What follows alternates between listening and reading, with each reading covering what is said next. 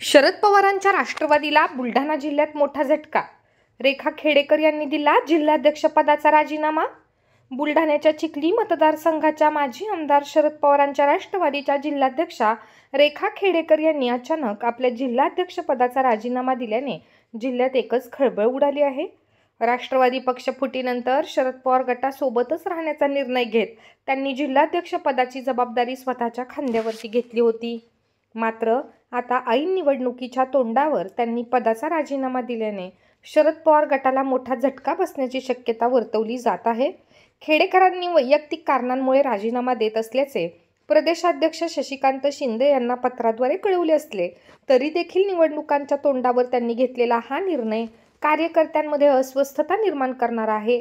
ते आता नेमका काय निर्णय घेतात याकडे राजकीय पदाधिकाऱ्यांचे लक्ष लागून राहिले आहे।